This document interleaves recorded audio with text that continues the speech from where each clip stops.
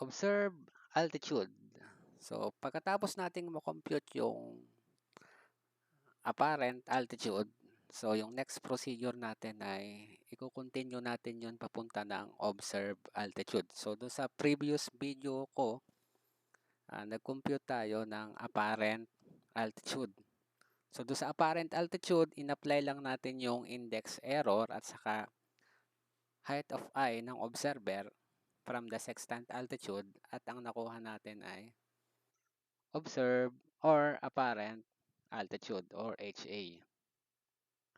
Ngayon, para makuha yung observed altitude, meron tayong correction table.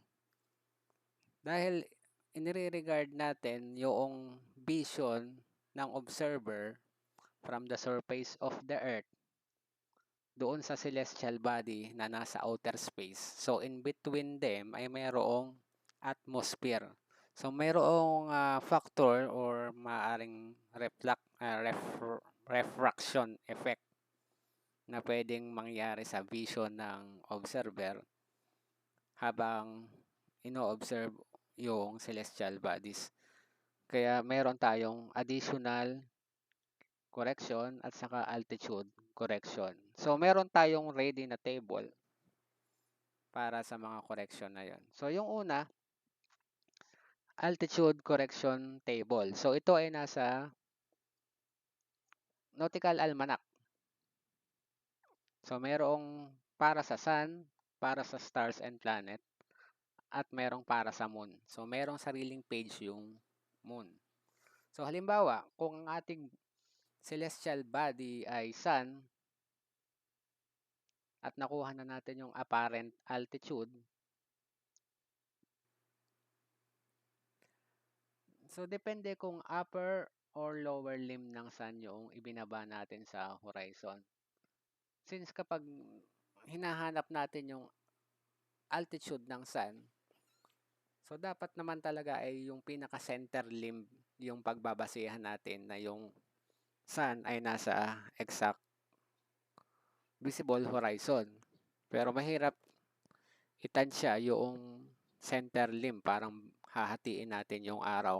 So usually, ang ginagawa, either upper limb or lower limb ng Sun or ng Moon ang nilalagay natin sa horizon. So halimbawa, lower limb at ang apparent altitude natin ay 9 degree 34 minute. Kung lower limb ang binaba natin sa horizon ng araw, so magkakaroon tayo ng plus 10.8 minute. Kung ang panahon ay October to March. So merong seasonal na ano dito eh. So nire-regard nila yung season. So kung ikaw naman ay upper limb ang kinuha, so minus 21.5 minute yung iyong upper limb altitude correction. So kapag upper limb, negative. Kapag lower limb, positive. So meron naman dito sa kabila, April to September. So ito ay para sa Sun. Kung ikaw naman ay star, so ito yung table for star at dito naman yung planet. So halimbawa, sa ating given problem, ang hinahanap natin ay sa star Sirius. So ang nakuha nating apparent altitude ay 30 degree 07 minute. So punta ka sa 30 degree 07 minutes. So siya ay between 28 at saka 30. So ang kanyang altitude correction ay negative 1.7. Ayun, nilagyan ko na siya ng negative 1.7.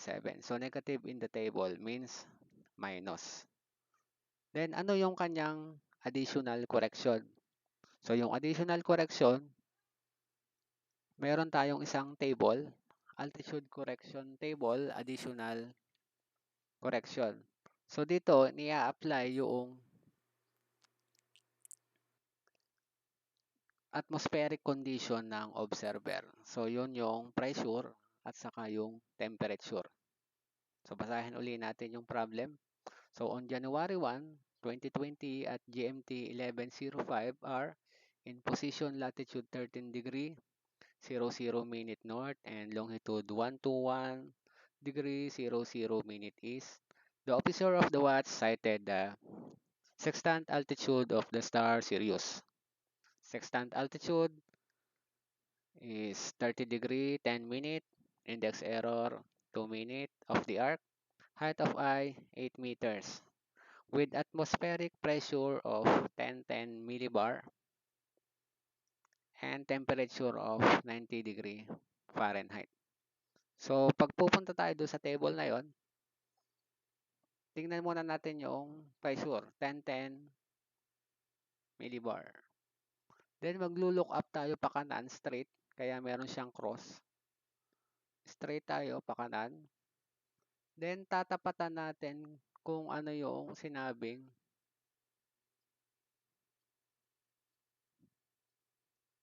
temperature. So, sabi ang temperature ay 90.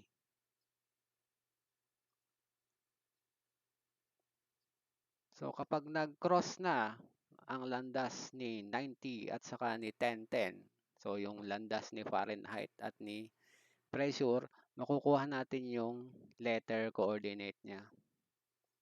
So, siya ay nasa letter L. So, pag nalaman na natin yung letter, dun sa babang part ng table,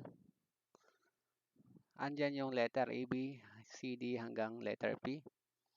At ang ating nakuha ay L. So, dito tayo sa column na to maghahanap ng additional correction.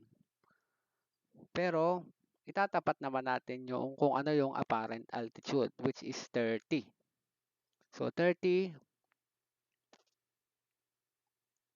at letter L. So, 0.1. So, halos wala namang masyadong effect. Pero, sabi, lahat ng correction ay important.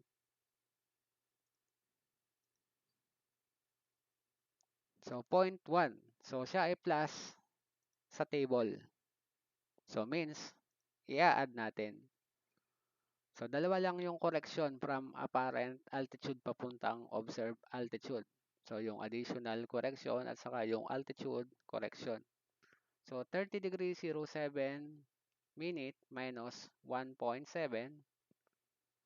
plus 0.1 ay 0.05.4